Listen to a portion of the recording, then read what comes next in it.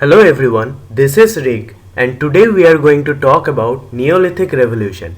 In our last video, we have discussed the Mesolithic period in the Indian subcontinent. Just after Mesolithic comes the Neolithic period. Now before going into detail about what was Neolithic period, what kind of technologies existed during Neolithic period, we need to understand what is Neolithic Revolution. So this is a kind of revolution that happened all over the world with certain evolutionary characteristics.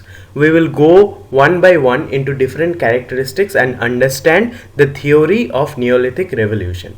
So before going into detail, let's know what is Neolithic age. Now Neolithic, the term Neolithic literally means new stone age.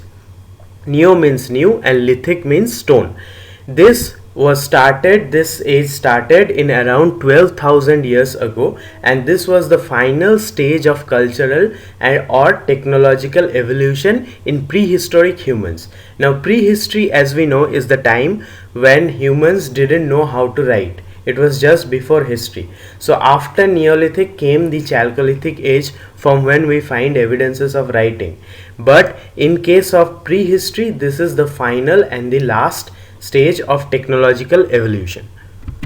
It was marked by domestication of animals and farming. Now in the late Mesolithic period in Indian subcontinent, we find very little evidence of farming. But during the Neolithic period, people became sedentary. They learned to live in one place and grow crops. This was also helped by improvement in pastoral techniques, which led to domestication of animals. Before Neolithic came the Paleolithic age and the Mesolithic age. Going chronologically, lower Paleolithic came first, then came middle Paleolithic, then upper Paleolithic, and after upper Paleolithic we have Mesolithic. After that there is Neolithic age. It is characterized by a huge variety of refined stone tools which were made by polishing and grinding. Now this technique of polishing and grinding was not much improved in the Mesolithic period, which was just before Neolithic. It also led to the development of permanent settlements. As I have said, humans learned to live in one place. They were not nomadic tribes anymore. And one major example of a Neolithic settlement is in Turkey, which is Çatalhöyük. This is a very famous excavated site which is considered to be a type site of Neolithic culture. Next up we have what is theory of Neolithic Revolution. Now this theory was proposed by V. Gordon Childe. He was the proponent of this theory. He named 10 characteristics which changed the human culture, and that characteristics together, all those characteristics make up the Neolithic Revolution. He describes the transition from hunting gathering to agriculture. This led to the rise of civilization. Now civilization, as we know, came properly during the Chalcolithic or the Bronze Age, but Neolithic began the civilization. When people learn how to live in a society in an organized manner, they give birth to civilization. Hence Neolithic period can be considered to be the precursor to civilization. Now this brought significant societal changes. As we know that when people stay in one place, they need proper organization and management. Hence society came to be developed. This was marked by a series of technological advances. For the security purpose, people learned how to construct defenses. For the subsistence purpose, they learned how to organize their farming, how to gaze their cattle in different places, how to maintain a standard living. Now first characteristics of Neolithic Revolution is settlement. Now as we know that we were not nomadic tribes anymore during the Neolithic times, so there was a shift from nomadic to permanent dwellings. Establishment of villages and towns was very much seen during the Neolithic time, because people learned to live in one place. Hence they did not have to move around from here and there in search of resources. These settlements were mainly built near the fertile lands, like the land of Mesopotamia, which had rivers like Tigris and Euphrates, the land of Indus Valley civilization, where there was river Indus, Nile Valley in Egypt, where there was source of water and the area was very fertile. First urban centers developed during the late Neolithic period. So it started with small village like settlements, and then the settlement grew into urban centers. Architectural techniques were used. First time we find use of mud bricks and kind of fortifications, early type of fortifications for the purpose of defense. One best example of this settlement site excavated is Jericho. Now here on the left you can see an aerial view of the Jericho site, which shows a very well formed societal structure organized together to form a permanent settlement. Now this site has been inhabited from the Neolithic time up until today. Hence, it is a very important site in the context of Neolithic archaeology. Next, we have agriculture. So, as we have said that people learned how to farm. So, there were always wild variety of crops. There was wild wheat, wild barley and rice. Now when you domesticate them, means when you plant them as per your convenience, there is a domestication of the genetic structure of the plants also. Here in the image you can see on the right there is wild variety of rice, and on the left you have the domesticated variety. There was shift from wild resources to cultivated crops. The crops which were wild at first became cultivated by the Neolithic people. There was development of farming techniques. Now if you need to farm, you cannot just plant any crops randomly. You need to have proper techniques, and for that plowing of fields became very much common, and there was reliance on regular harvest. If you sow the seeds, you need to pluck them up, which is harvesting. So without plucking them up, without harvesting, you cannot consume them. The storage facilities like granaries emerged. Now whenever there is an organized farming, there will be surplus of resources, and whenever there is surplus, you need to store them for future use. You cannot eat everything or consume every resources together. So there were early forms of granaries where crops or crops used to be stored. Early forms of granaries emerged during the Neolithic period. An example is Sumerian depiction of farming. Sumerian is the ancient land of Mesopotamia. There we can very well understand how or what kind of farming used to be done by the Neolithic people. Now domestication of animals is another important feature. There was not only domestication of crops but also animals. First animals which were domesticated during this time were sheep, goats, pig and cattle. Dogs were the first animals to be domesticated, as we know. What for they were domesticated? They were domesticated for meat, milk, wool and labor. Okay, now meat we can understand by butchering the animals. After a certain period of time, people used to consume them. Milk, we know very well how we get milk from animals. Wool, mainly wool was gained from the sheeps. And labor means for even today farming is done by the cows in rural areas. So that kind of labor which can be used for farming was done by the domesticated animals.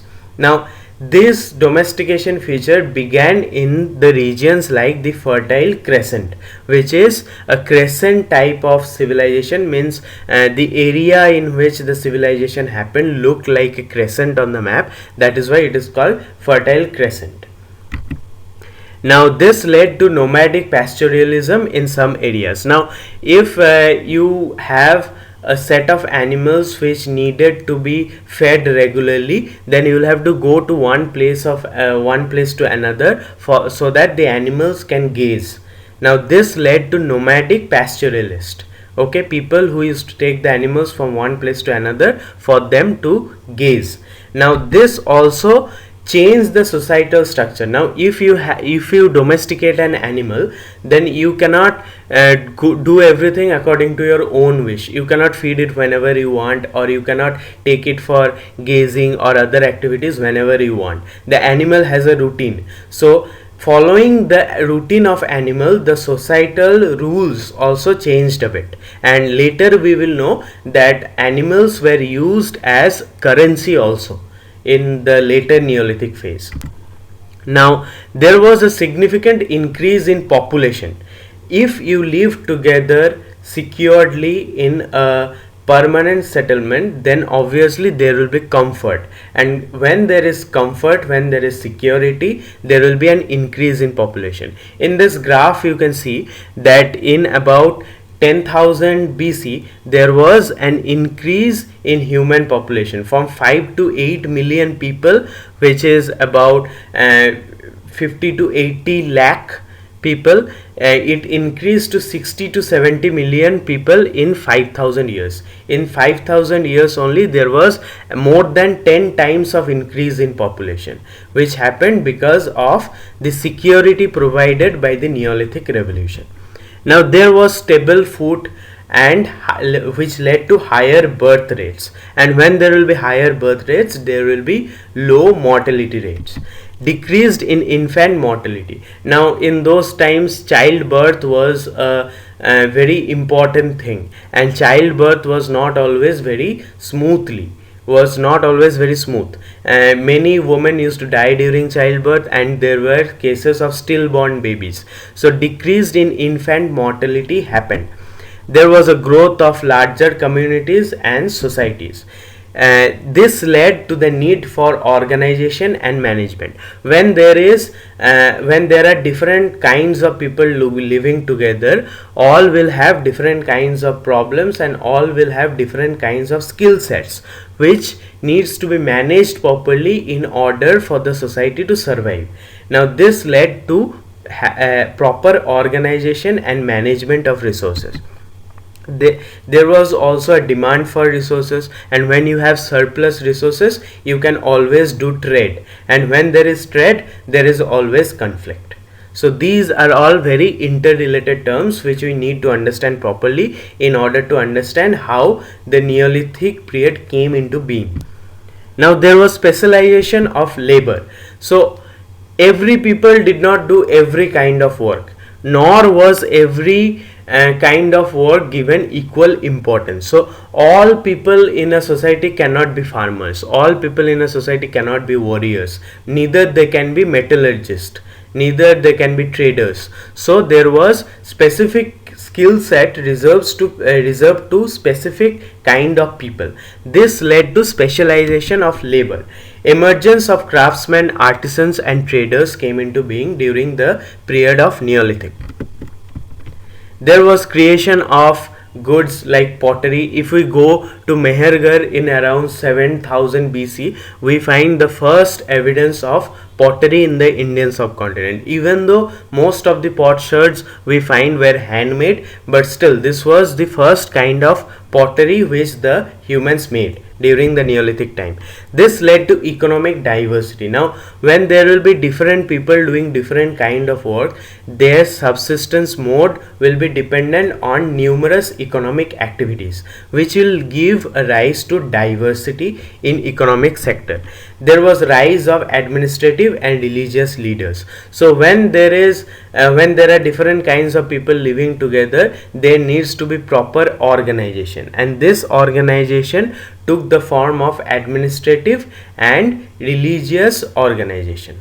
So there used to be religious bodies or administrative bodies which used to govern over the people, even though it was not a proper kind of government as we know today, but still it was an early form of management structure in the human. Now technological innovations, as we have discussed that most of the stone tools or technological advances dependent on the technique of polishing and grinding during the Neolithic time. Just like in the Mesolithic time we get microliths, blades and all those things. So in the Neolithic time, polished stone tools became very much prominent. There was introduction to pottery for storage and cooking. This was the period when we find first use of pottery in the human prehistorical evolutionary phase. So looms for weaving textiles. Now looms are the instruments where we weave different kinds of clothes together. So looms existed, so people learned how to dress themselves up, how to cover themselves up. Now construction techniques for homes and storage. Before Neolithic, we find existence of wattle and daub structures. So here for the first time we find use of mud bricks in constructions, and also roofs used to be constructed of straw mostly, whereas in Paleolithic and Mesolithic times we find thatched roofs of coverings of leaves only. Now metallurgy means science of metals in the late Neolithic leading to the Bronze Age. So as we know that all the changes from one age to another was not very sudden. There was a transitional phase. So after the Neolithic, early Neolithic, there was middle Neolithic, then there is late Neolithic. In the late Neolithic period we find usage of metals, mainly copper and tin. Now examples of Neolithic tools, here you can see on the side there are stone sickles present, and also we find evidences of ancient pottery during Neolithic times. Mostly all of the ancient pottery was handmade. Wheel made pottery did not come into existence during the Neolithic period. Now when you have surplus of agriculture, surplus of production of resources, then you need to trade, and trade happened between the group of settlements together. Okay, so here in this map we can see that there were different trading routes. When there is trade, the traders need to carry the goods from one place to another, and this leads to the formation of trading routes, and trading happens because of surplus. A development of trading routes and networks was very important development in human history, which happened during the time of Neolithic Revolution. Exchange of ideas. Now when one people from one place, a set of group of people goes from one place to another, they will not only carry goods with them, they will carry good ideas also with them, and those ideas will be exchanged, and the whole society will develop, leading to a proper evolution. So these ideas of technologies also happened along with goods exchange. Now there was use of mediums of early exchange, and what do you mean by mediums? It is currency. So most of the time cattle was used as currency, and the system of exchange was barter, means you will give goods in return of goods. So that was the barter system that probably existed during those times, often done on rivers or via coastal routes. So these trading routes were mostly in rivers only, and in the late Neolithic, coastal routes came into existence. Now one example of trade routes is map of ancient Mesopotamia. You can see here there were many kinds of trading routes and many kinds of commodities which were exchanged. Just like here we see obsidian being exchanged between the settlements.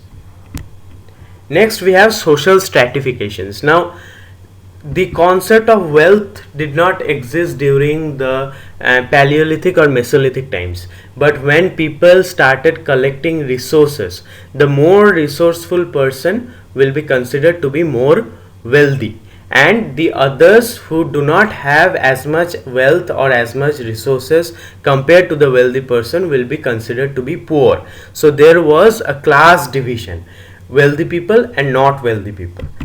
Now there was, and the wealthy people, as we know, always carry more power. The more the resources, more the power, hence they became the rulers. So there was a class of ruling or elite classes.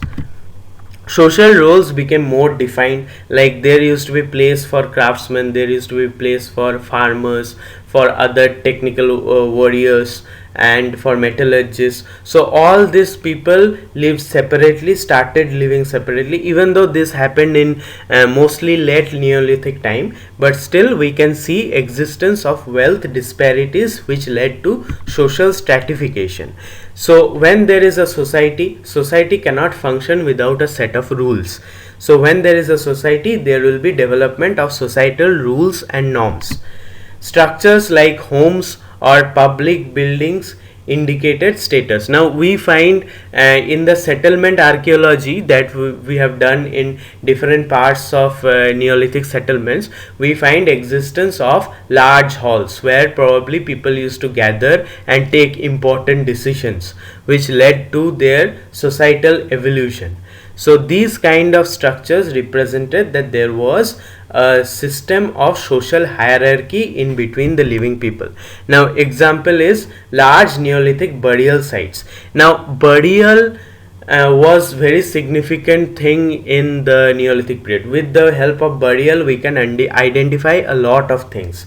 Just like if a lot of grave goods, lot of expensive goods are given in the burial itself, that means that person was very important. So here we can see a burial with numerous grave goods like ornaments, necklaces, hairpins, all these things put along with the skeleton, so that it indicates a level of status of the person who was buried. Now religious or ideological changes. Now when there is a society, there will be some form of belief. Okay, it may not be belief as in God, but there will be a belief in some form of higher power which people used to depend on, which people used to psychologically worship. So there was emphasis on fertility deities. Fertility is very much connected to ancient civilization. It is connected even now. Fertility does not mean that giving birth in a sense. It means creation of new resources, mainly farm resources, subsistence of agriculture. So people used to pray to the fertility cult, people used to depend on the fertility cult in order to get more resources. Constructions of large religious structures like temples, or here as we can see Stonehenge is a very popular megalithic structure which had some religious purpose. So all this happened during the Neolithic time. There was rise of shamanistic practices, hence practices which believed in a kind of higher power. Early forms of ancestor worships used to be very much common during the late Neolithic period. Now ritualistic burial practices means whenever there is a burial and different kind of grave goods placed along with the burial, we understand that there was a belief in afterlife, which means life after death. People used to believe in afterlife. So all these things of religious and ideological development happened during the Neolithic age. Now what was the environmental impact? People changed a lot. They started farming, they started domestication of animals, they started living properly in a settled life. They also had a bit of an administrative structure along with religious or ideological belief. How did all this impact the environment? Now for starters, deforestation became very common. Now when you farm, you will have to clear out the forest, and in those period farming was mostly in the form of slash and burn kind of agriculture.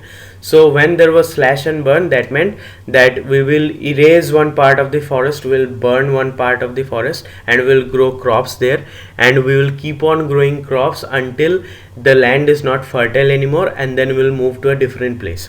So this was all about slash and burn agriculture. So there were huge areas of forest which were cut. Now when there is deforestation done, there will be soil erosion, because the roots of plants hold the soil together. So deforestation always leads to erosion. Now when there is erosion, there will be landslides and there will be less rainfall, so there will be an alteration of landscapes. Land which were forested will become barren, and it also happened due to grazing of animals. Okay, the animals used to graze in a certain field and the grassland cover used to be erased. Now when humans started to live together in a place, there was also reduction of certain species. Even though we learned farming, we did not stop hunting.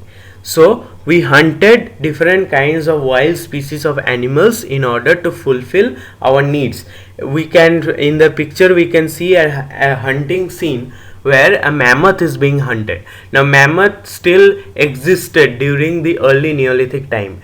After mammoth became extinct only in about 2000 to 2500 BC maybe. So mammoth and saber-toothed tigers, these were different kind of wild variety of animals which were hunted out, which became extinct because of excessive hunting.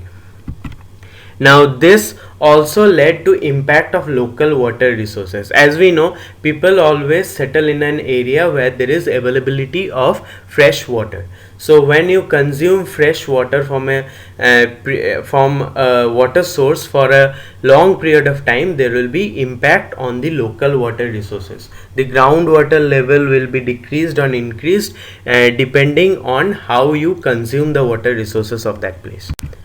Now what happened, how was the society in Neolithic period, that we'll discuss in next video. But before that, we need to know where in different parts of world this Neolithic revolution took place. So Neolithic revolution in different parts of the world were mainly built upon the Paleolithic and Mesolithic settlements in those same parts.